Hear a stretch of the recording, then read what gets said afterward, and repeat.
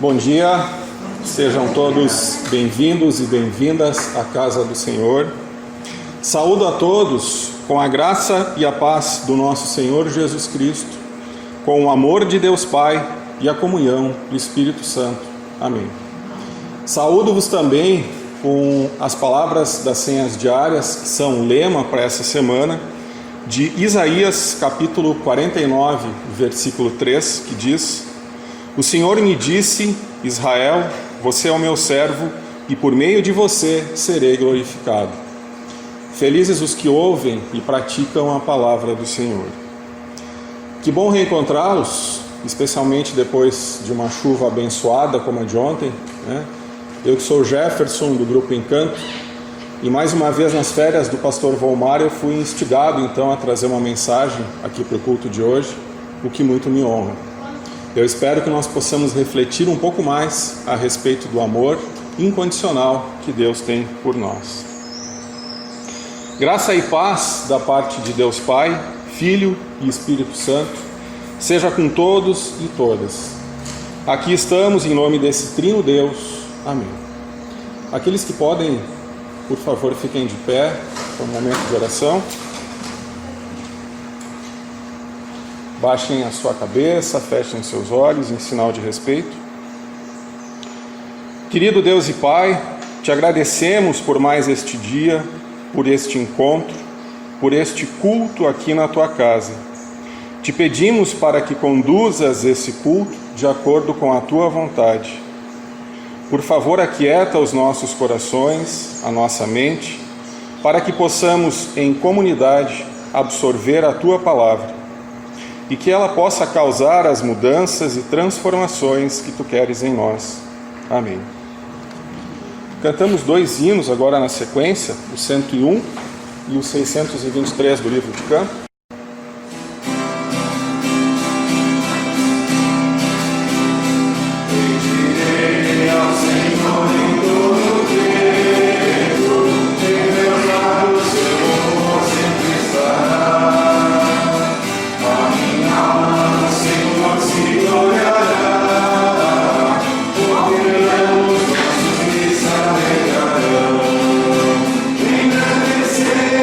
Senhor,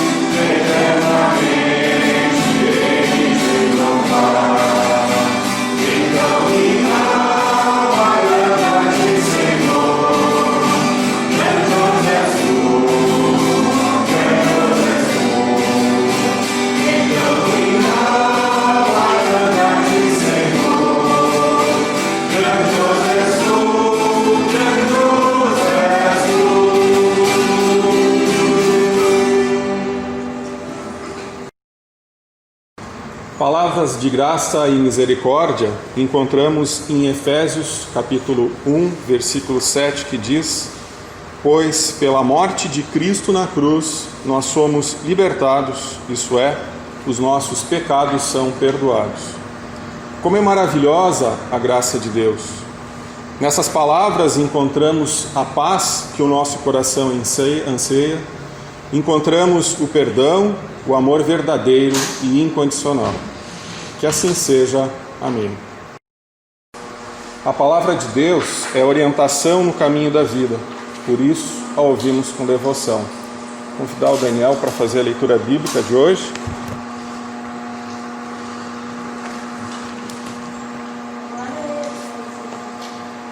Salmo 139, versículos 1 a 6 e de 13 a 18. Leio então. Ó Senhor Deus, Tu me examinas e me conheces. Sabes tudo o que eu faço e de longe conhece todos os meus pensamentos. Tu me vês quando estou trabalhando e quando estou descansando. Tu sabes tudo o que eu faço. Antes mesmo que eu fale, Tu já sabes o que vou dizer. Estás em volta de mim por todos os lados e me proteges com o Teu poder. Eu não consigo entender como Tu me conheces tão bem. O Teu conhecimento é profundo demais para mim. Tu criaste cada parte do meu corpo. Tu me formaste na barriga da minha mãe. Eu Te louvo porque deves ser temido. Tudo o que fazes é maravilhoso, e eu sei disso muito bem. Tu viste quando os meus ossos estavam sendo feitos, quando eu estava sendo formado na barriga da minha mãe, crescendo ali em segredo. Tu me viste antes de eu ter nascido. Os dias que me deste para viver foram todos escritos no Teu livro, quando ainda nenhum deles existia. Ó Deus, como é difícil entender os Teus pensamentos, e eles são tantos. Se eu os contasse, seriam mais do que os grãos de areia. Quando acordo, ainda estou contigo. Felizes os que ouvem e praticam a palavra do Senhor. Como hino de preparação para a mensagem, a gente vai cantar o número 57 da pasta.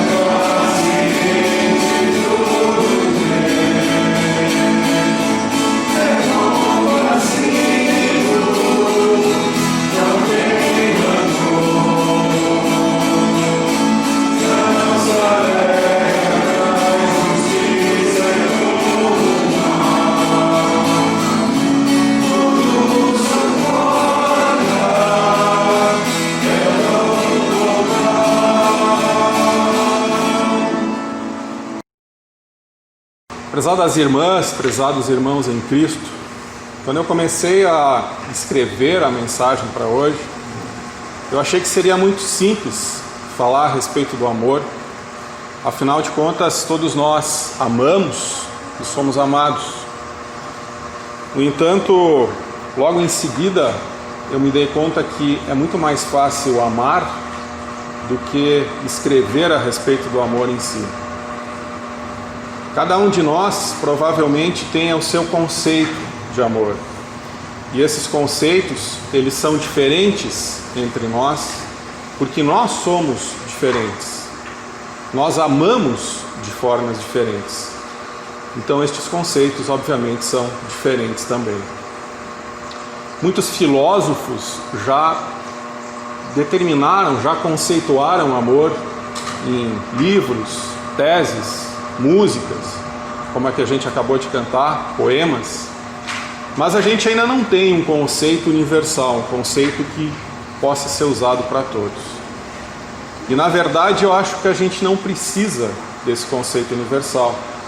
Afinal de contas, o amor é para ser vivido, ele não é para ser conceituado. O conselheiro de relacionamentos Gary Chapman escreveu um livro que é bastante utilizado nos grupos de casais, chamado As 5 Linguagens do Amor. Eu acho que alguns de vocês até já devem ter lido esse livro, né? E esse conselheiro, ele descreve que existem 5 formas básicas pelas quais o amor é expresso e compreendido. Uma delas são as palavras de afirmação. Algumas pessoas, para se sentirem amadas, elas precisam ser elogiadas, incentivadas, né, com palavras. Quando a gente faz isso, essas pessoas se sentem amadas. Outra forma, outra linguagem é a qualidade de tempo. É passarmos tempo juntos, mas tempo de qualidade. Não simplesmente jogados de boiado lá no sofá assistindo televisão, né? Fazendo coisas juntas, tempos de qualidade. Outra forma, acho que os meus filhos adoram, é ganhar presentes, né? Algumas pessoas se sentem amadas quando ganham ou quando dão presentes. Quem não gosta? O verdadeiro presente é a família, é verdade, né? Gestos de serviço é uma outra linguagem de amor. Ou seja, os cônjuges, marido e esposa se ajudando em casa, por exemplo, né? Isso é uma forma como algumas pessoas interpretam o amor. E para finalizar, então, as 5 linguagens, o toque físico, ou seja, o abraço, o beijo, o carinho, né? Algumas pessoas precisam disso. Na verdade, a gente vive um tempo em que acho que todo mundo aqui está precisando de um bom abraço, né? E eu espero que em breve a gente possa fazer isso. Segundo esse especialista, o Gary Chapman, cada um nasce com uma maneira específica de dar e de receber o amor. Isso é o que ele chama de linguagens de amor. Mas afinal de contas, o que é amar alguém? Será que é possível e genuíno a gente amar um objeto, alguma coisa? O que é fazer as coisas com amor?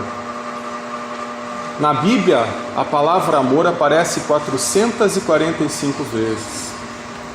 É um sentimento de apreciação por alguém acompanhado do desejo de lhe fazer o bem.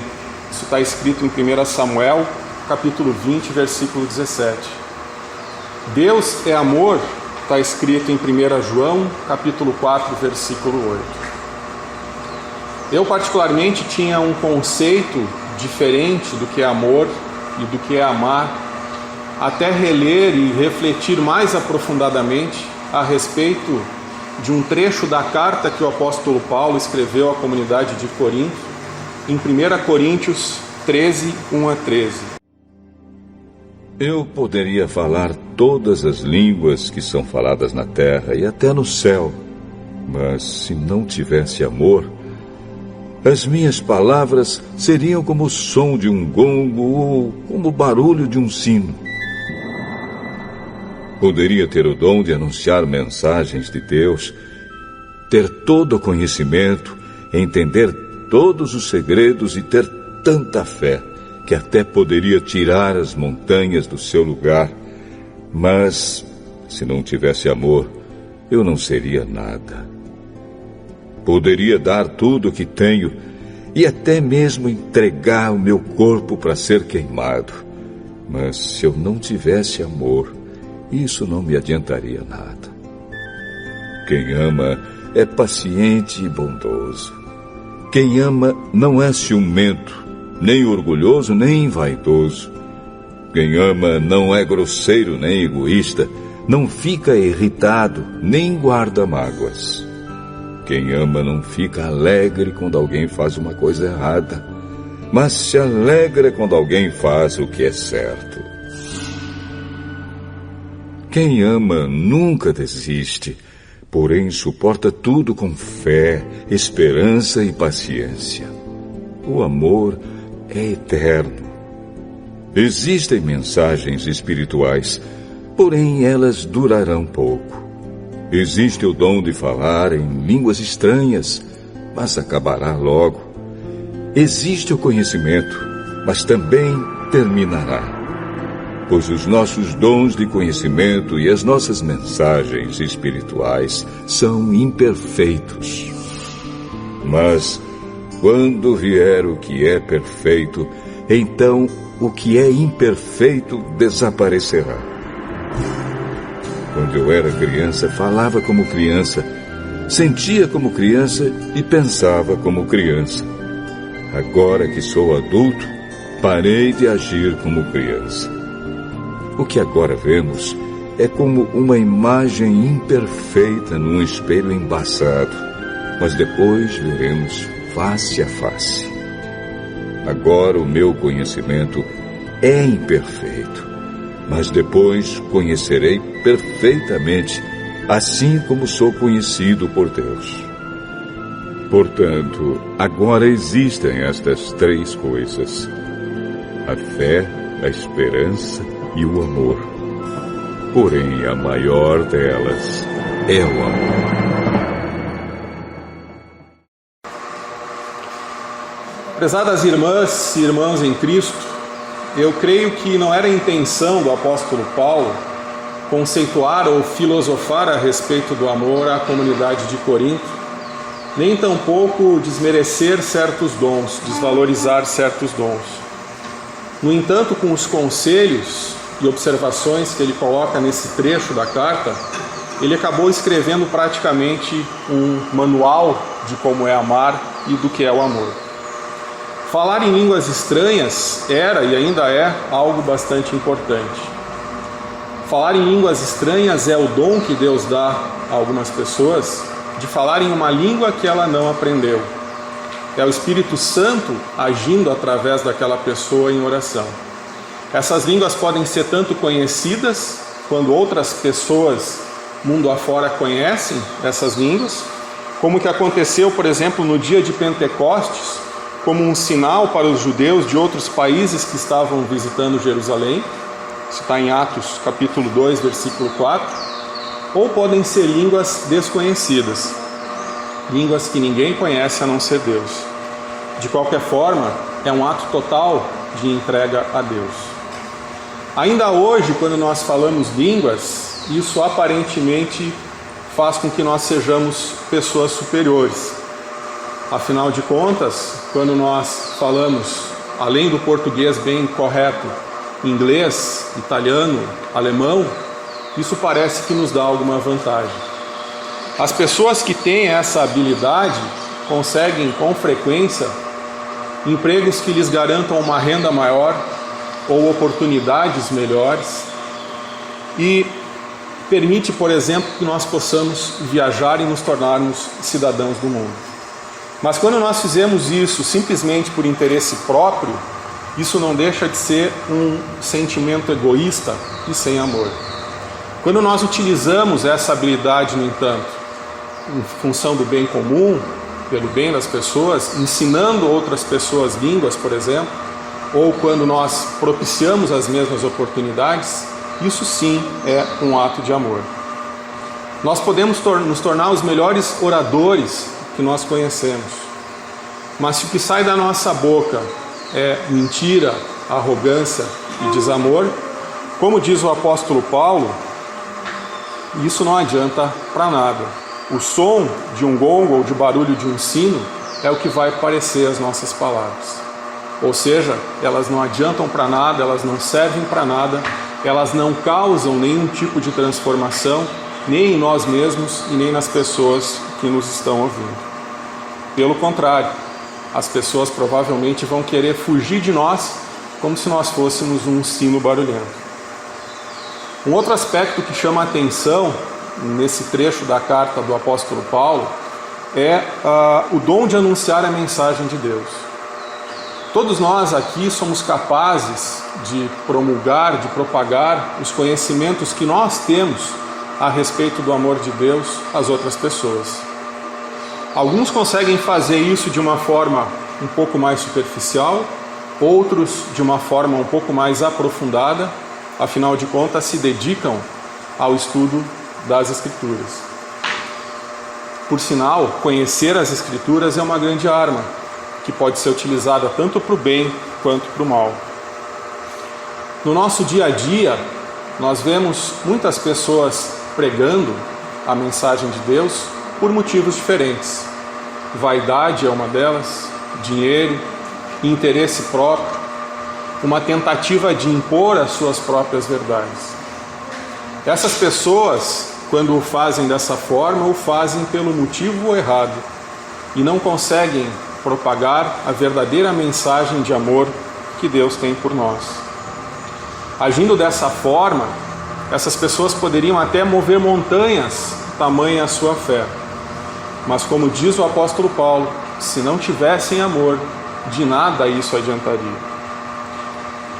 Há outras pessoas, no entanto, que até na sua simplicidade e por já terem experienciado nas suas vidas o amor de Deus e a presença de Deus, conseguem levar a verdadeira mensagem de Deus com carinho e com amor. Nos versos seguintes, o apóstolo Paulo fala de um amor que é paciente e bondoso, de um amor que não é ciumento nem orgulhoso, de um amor que não é grosseiro nem egoísta, que não guarda mágoas, que não se alegra quando a outra pessoa faz coisas erradas. Como é difícil amar desse jeito, né? Sem todos esses sentimentos que nos lembram a nossa humanidade.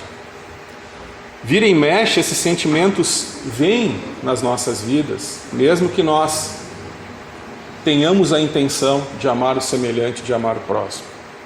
Normalmente, quando nós conseguimos amar com esse grau de desprendimento, nós o fazemos apenas por aquelas pessoas mais próximas a nós. Os nossos cônjuges, os nossos filhos, os nossos pais. Mas como é reconfortante nós sabermos que nós somos amados assim, desde sempre, pelo nosso Pai Celestial. Um amor que é incondicional, um amor pelo qual Ele foi capaz de enviar o seu único Filho para que nós tivéssemos vida e a tivéssemos em abundância. No dia em que nós chegarmos perto da compreensão desse amor que Deus tem por nós, com certeza o mundo vai ser diferente, vai ser muito melhor. Nesse dia, nós vamos conseguir nos amar de verdade, sem espaço para sentimentos como egoísmo e destruição. Porque tudo que é imperfeito desaparecerá, está escrito no versículo 10. Mas esse amor verdadeiro, ele pode ser encontrado nos pais que velam o sono dos filhos, que trabalham o dia inteiro pelo sustento da família, nos filhos que se dedicam às suas atividades, nos amigos que se ajudam na hora da necessidade. O amor é simples, gente, é altruísta e não é uma utopia. Paulo também destaca que quem ama nunca desiste, porém suporta tudo com fé, esperança e paciência. Olha que bonito isso. Quem ama nunca desiste, porém suporta tudo com fé, esperança e paciência. Quando a gente reflete um pouco mais a respeito desse versículo, nós entendemos por que determinados relacionamentos perduram e outros não. Nós entendemos por que os pais conseguem sempre de novo relevar as besteiras dos filhos e vice-versa. nós entendemos por que há famílias que se mantêm unidas, saudáveis e felizes, apesar de que nós temos tantos estímulos do mal que nos levam para o lado contrário. Esse amor é um amor verdadeiro, é o mesmo amor que Deus tem por nós, seus filhos. Lembremos-nos de que tudo no mundo vai acabar, mas o amor é eterno. Será que nesse momento nós já conseguimos responder aquelas perguntas iniciais? O que é amar alguém? Será que é possível e genuíno a gente amar coisas? E o que é fazer as coisas com amor? Eu acho que uma série de pistas já nos foram entregues até aqui, né? A respeito do amor verdadeiro, o amor que Deus tem por nós. E me parece muito claro que nós não podemos amar coisas, nós devemos amar as pessoas. As pessoas que amam lá o seu carro, o seu emprego, por exemplo, devem estar provavelmente confundindo sentimentos. E por falar em sentimentos, será que um sentimento ele pode mudar ao longo do tempo? Será que o amor pode mudar ao longo do tempo? No versículo 11, o apóstolo Paulo escreve que quando eu era criança, falava como criança, sentia como criança e pensava como criança. Agora que sou adulto, parei de agir como criança. E eu diria que pena, né? Que pena que a gente faz isso. Que pena que quando nós somos crianças, nós conseguimos amar de uma forma muito mais intensa do que quando nós somos adultos.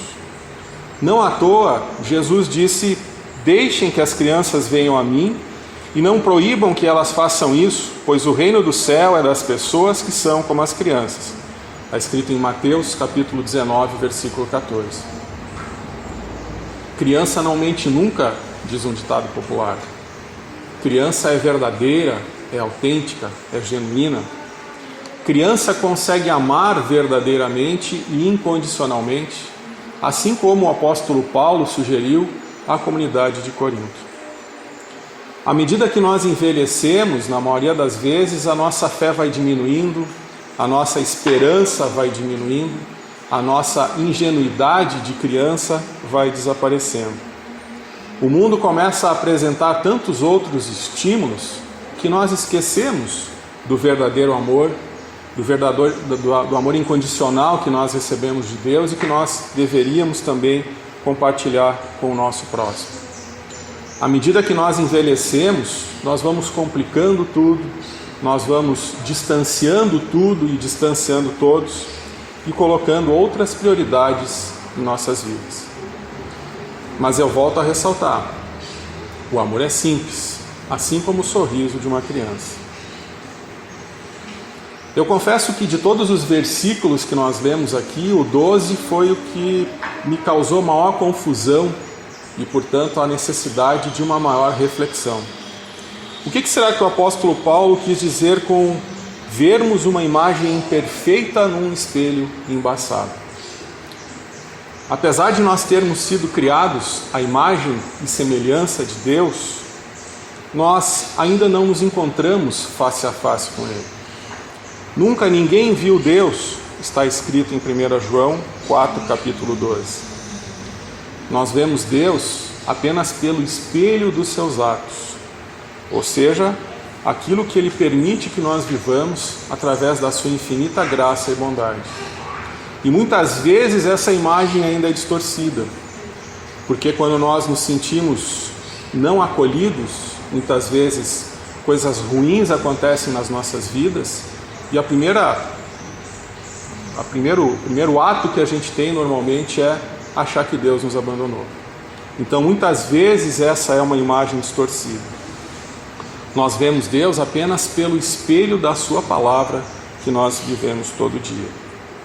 O meu conhecimento é imperfeito, mas depois conhecerei perfeitamente, assim como sou conhecido por Deus, diz o versículo 12. Ou seja, quando nós estivermos na presença de Deus, na vida eterna, é que provavelmente nós vamos entender a dimensão do amor que Deus tem por nós. E provavelmente, por nós não termos essa dimensão aqui agora, é que nós não conseguimos amar ao nosso próximo, e quando a gente fala amar ao próximo, não é amar a minha esposa, os meus filhos, o Daniel, a dona Regina, que é a minha vizinha, mas amar todos. A gente não consegue fazer isso. Provavelmente porque a gente ainda não tem essa dimensão.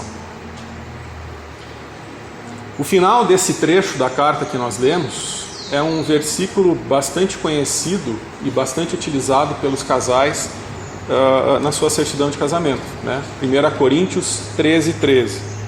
Portanto, agora existem estas três coisas: a fé, a esperança e o amor. Porém, a maior delas é o amor. 1 Coríntios 13:13. A fé é a confiança em Deus e na sua palavra. É a confiança na obra salvadora de Cristo e na aceitação dos seus benefícios. Mas a fé sem ação, por si só, está morta. Tiago 2,14. A ação aqui é o exercício do amor ao próximo. A esperança é confiança em Deus. E a esperança também deve vir acompanhada de ação, também deve vir acompanhada de trabalho e de amor ao próximo. Tudo, portanto, nos leva ao amor que nós devemos ter uns pelos outros, amor incondicional que nós recebemos de Deus. Ao encerrar essa mensagem, eu concluo um pouco desapontado que nós ainda não conseguimos amar de forma incondicional e altruísta, como o apóstolo Paulo recomendou à comunidade de Corinto. Eu, pelo menos, não consigo, não por todos os meus semelhantes. Afinal de contas, amar não é somente um abraço, um beijo. Amar é muito mais do que isso. Por mais que eu tente me aproximar de Deus e cumprir as suas vontades, por vezes me vêm sentimentos como impaciência, como ciúme, orgulho, egoísmo, mágoas. E eu sei que tudo isso vai contra ao amor que Deus tem por mim, amor que é incondicional e verdadeiro. Mas o amor é eterno, disse o apóstolo Paulo. Tudo vai passar, inclusive o conhecimento que nós temos a respeito de Deus. Mas o amor que Ele tem por nós é eterno e permanecerá para sempre. Existe, portanto, sim, esperança. Pratiquemos os ensinamentos de Paulo, tenhamos a mesma fé que ele teve em Deus, a mesma fé que um filho tem em um pai amoroso, e comecemos hoje mesmo a transformar o mundo através do amor verdadeiro e incondicional. Amém. A oração final, eu peço para que nós fechemos os nossos olhos, baixemos a nossa fronte em sinal de respeito. Querido e misericordioso Deus, mais uma vez nós te agradecemos por este culto, por este encontro na tua casa. Obrigado por nossas vidas, por cada experiência que vivemos. Obrigado pela felicidade diária de podermos despertar e vivenciar o teu reino. Obrigado porque até aqui o Senhor nos tem cuidado, permitindo que superemos momentos tão difíceis como os que temos vivido. Mas mesmo tendo motivos para sermos eternamente gratos e felizes, frequentemente damos importância demasiada a pequenos problemas ou a muitas coisas mundanas que nos desviam de Ti, o que nos leva à infelicidade. Muitas vezes esquecemos como é amar ao próximo assim como Tu nos amaste e ensinaste. Tenha misericórdia de nós e perdoa-nos. Permita que busquemos cada vez mais a Tua palavra, que é lâmpada para os nossos pés e luz para os nossos caminhos. Conduz a nossa vida, os nossos pensamentos, a nossa forma de viver e conviver. Ensina-nos a amar como Tu nos amas incondicionalmente. Pedimos também, ó Pai, que estejas abençoando e fortalecendo aquelas pessoas que estão enfermas, bem como seus cuidadores. Que possam ter a força necessária para superar os momentos difíceis. Permita que logo uma vacina contra a Covid-19 seja disponibilizada e nós possamos nos proteger. Mas lembra-nos que nós precisamos tomar todas as medidas possíveis e necessárias para a nossa proteção e de nossos semelhantes. Pedimos que abençoes ao nosso pastor Volmar e a sua família, que neste momento estão descansando. Que eles possam voltar renovados e dispostos a nos orientar através da Tua palavra neste ano que se inicia. Abençoe também ao Daniel e a sua família, cuja presença nos honra. Que a sua dedicação ao ministério possa nos conduzir para a Tua verdadeira palavra. Nosso Deus, Tu que conheces os nossos pensamentos e sentimentos, ouve também as nossas súplicas que ficam no silêncio do nosso coração. E tudo mais que temos a agradecer e pedir, o fazemos através da oração que o Teu Filho Jesus Cristo, nosso Salvador, nos ensinou. Pai nosso que estás no céu, santificado seja o Teu nome, venha o Teu reino, seja feita a Tua vontade, assim na terra como no céu. O pão nosso de cada dia nos dá hoje, e perdoa-nos as nossas dívidas, assim como nós também perdoamos aos nossos devedores. E não nos deixes cair em tentação, mas livra-nos do mal. Pois Teu é o reino, o poder e a glória para sempre. Amém. O Senhor esteja à tua frente para te indicar o caminho certo. O Senhor esteja ao teu lado para te abraçar e proteger. O Senhor esteja atrás de ti para te prevenir de pessoas falsas. O Senhor esteja abaixo de ti para te amparar quando caíres e te tirar de armadilhas. O Senhor esteja em ti para te consolar quando estiveres triste. O Senhor esteja ao teu redor para te defender quando outros caírem sobre ti. O Senhor esteja sobre ti para te abençoar. Assim te abençoe o Deus misericordioso, Pai, Filho e Espírito Santo. Amém. Deus nos acompanha, disso nós podemos ter certeza. Vão em paz e sirvam ao Senhor com alegria.